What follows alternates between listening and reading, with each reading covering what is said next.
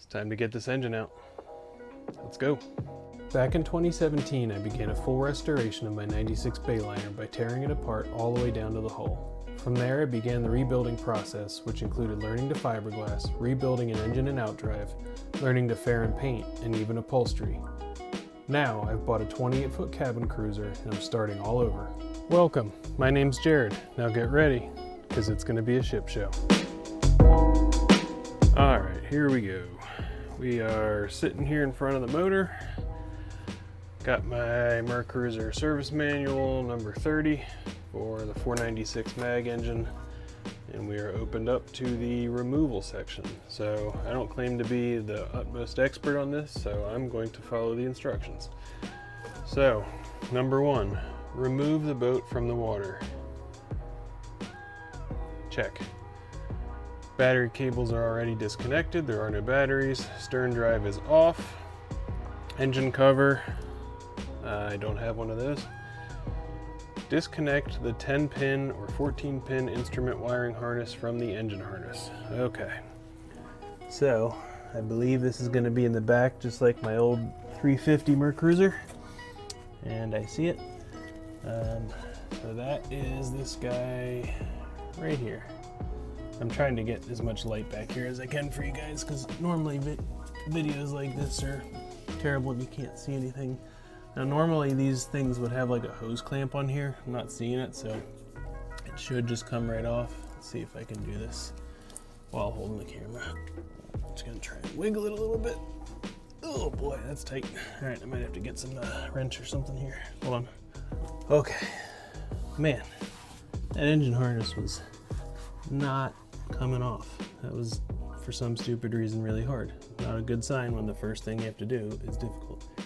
Anyway, we're gonna pop this back off.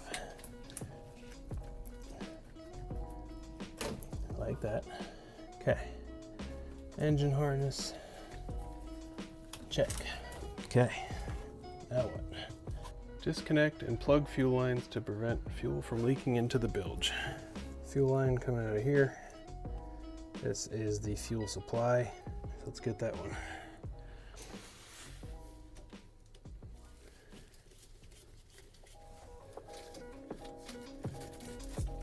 Okay, I assume this is going to be extremely dry rotted and rock hard, so I'm going to try. That's spinning pretty easy, it's a good sign. Let's see, probably should get some sort of a container so this doesn't spill everywhere. Be right back. Okay, we're back with a container, and I also grabbed some needle nose vice grips here. I'm going to try and pinch maybe right about here. Okay, so that's holding that. Oh, this is going to be tough with one hand. Ew. Guess there's a little bit of stuff left in there. Okay, I'm going to have to put you down for a second.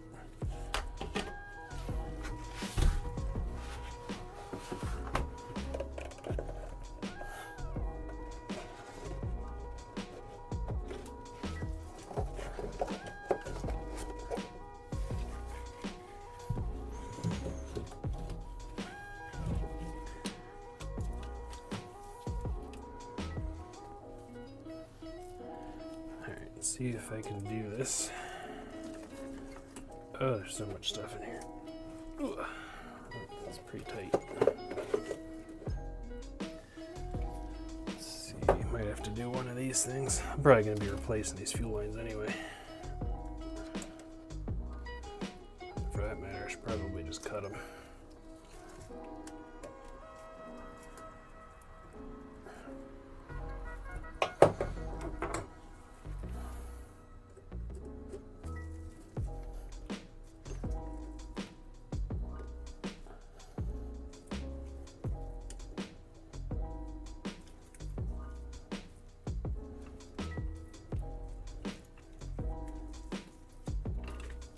That is a long fitting. So I am going to cut this, and of course I don't have something to do that with. Be right back again. Okay, so I'm just gonna cut this line. I'm gonna be replacing it anyway, so now I don't Can't imagine after as long as this thing's been sitting that there would be any residual pressure in this for any reason. I mean, this is the suction side anyway, so, but just in case, I'm gonna cut like a little nip.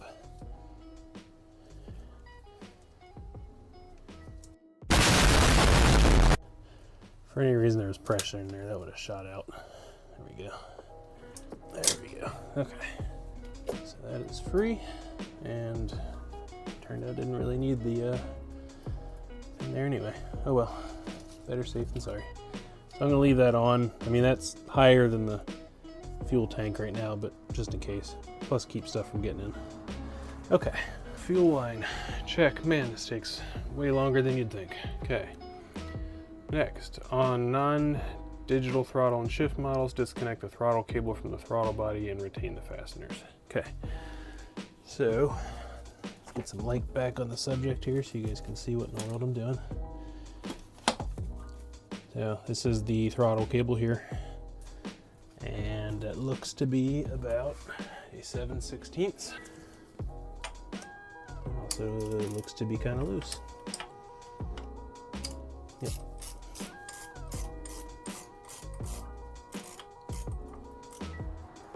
Nut, washer, throttle cable. Okay, I'm just gonna put the washer nut right back on. Just hand tighten it. Okay, that's for the throttle attachment, and then there is a sort of a throttle anchor back here, like a pivot point.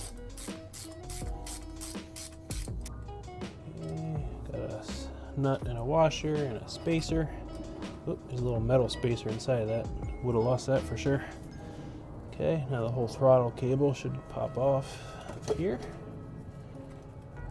like so. Okay, now let's put that spacer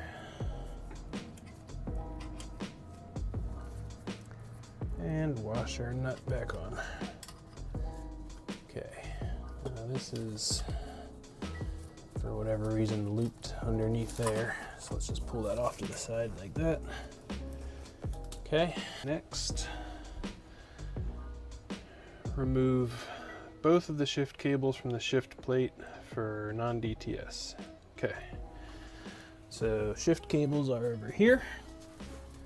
So this is our lower shift cable. It goes to the outdrive. This is the one that goes up to the helm. So we need to remove both of those, and they appear that they're all pins with retaining pins on top, so I'll have to get my needle nose pliers here. And I'm gonna put you down for this one because there's a really good chance I'm gonna drop these cotter pins. 1 second. Okay, just to recap, probably more for myself than anything, even though my book tells me the order, all this stuff, but okay, so we have our two shift cables here. Sorry for the light in your face. I'm trying to find a spot to put it. There we go. Okay. Lower shift cable has a long cotter pin that goes through here, it holds it in.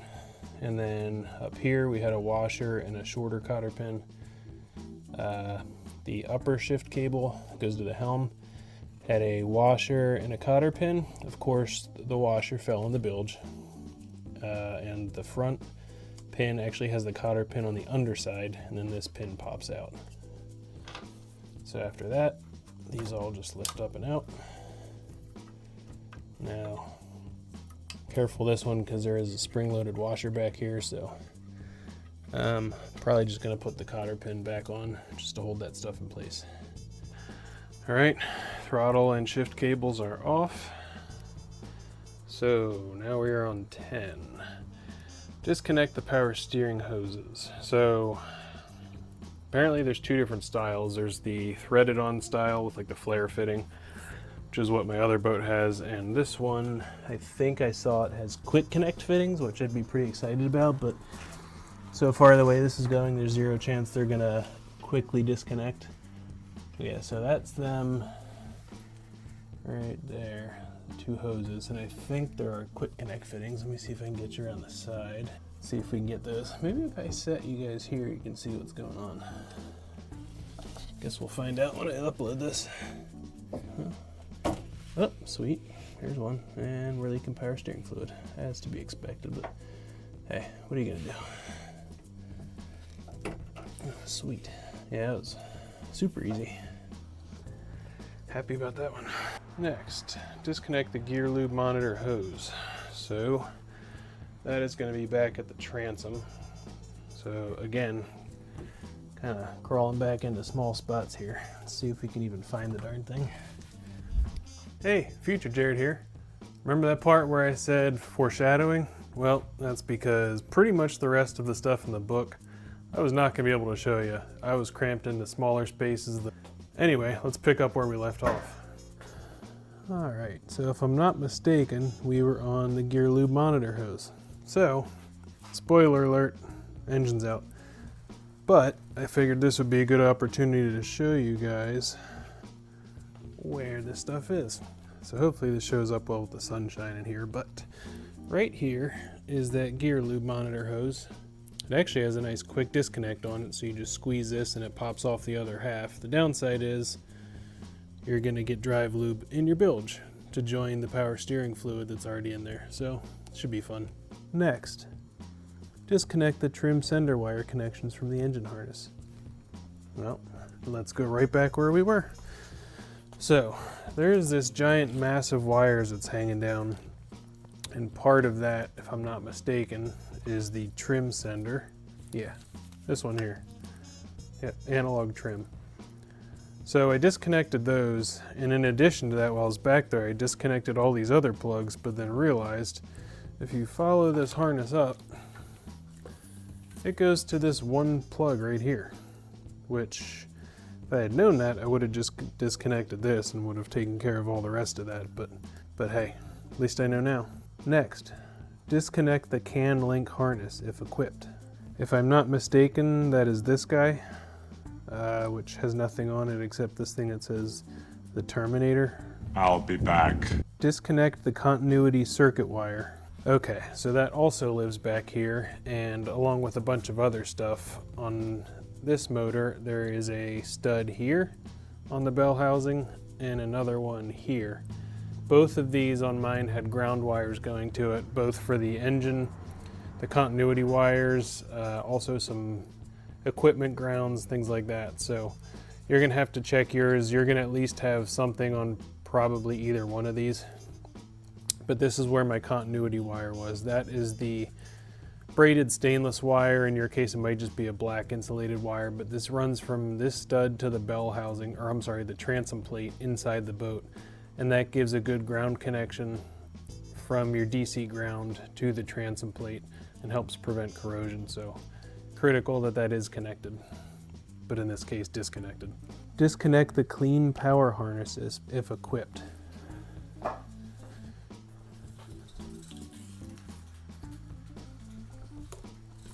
I don't know what that is. Disconnect the battery isolator wires if equipped. I don't know what that is. Disconnect any accessory wires connected to the engine. So in my case, that would be anything along the lines of this harness that I discussed earlier.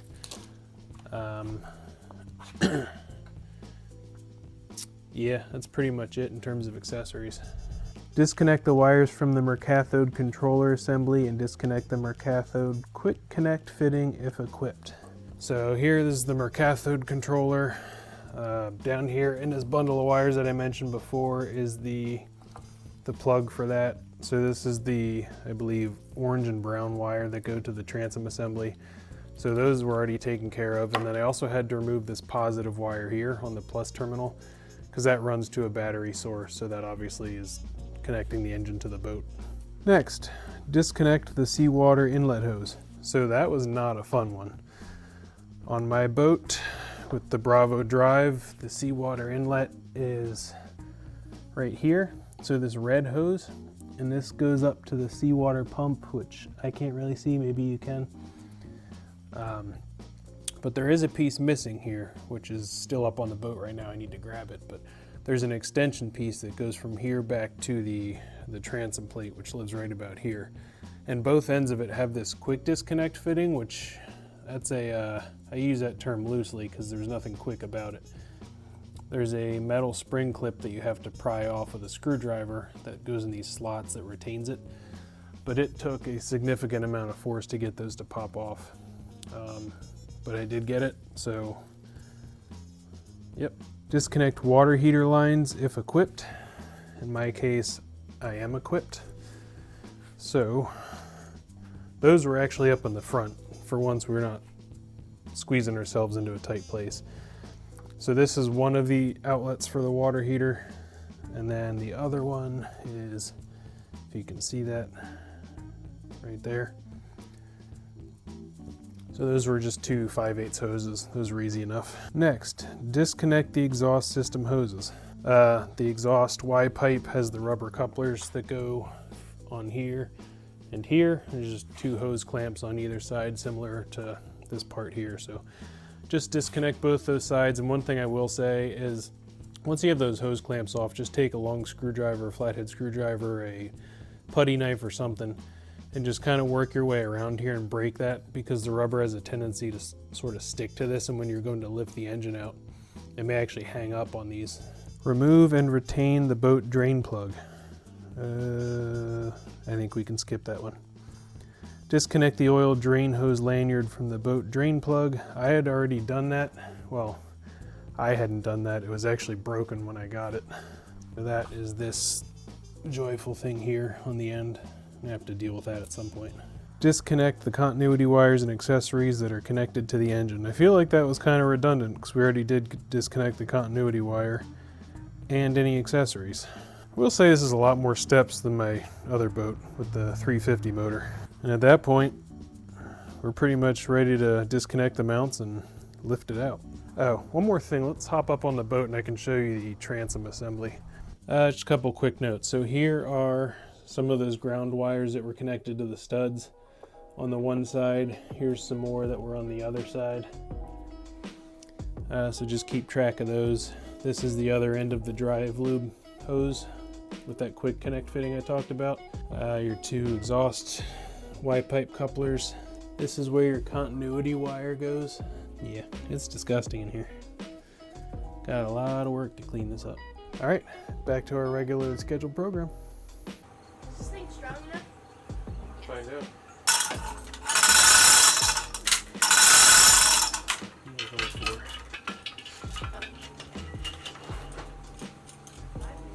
All right, here goes nothing. Don't be under that beam. Yeah, I see what you're saying. Sticking out the back a little bit. It's kind of normal, I think, the exhaust pipes.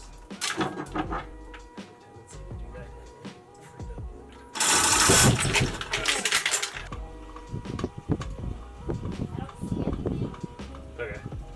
You go like 3-4 more inches.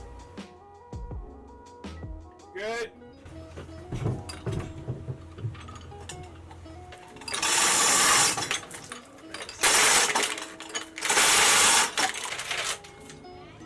Yep. Hold on. Yep.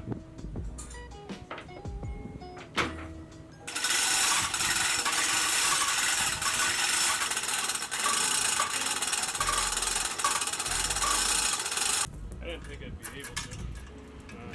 Okay.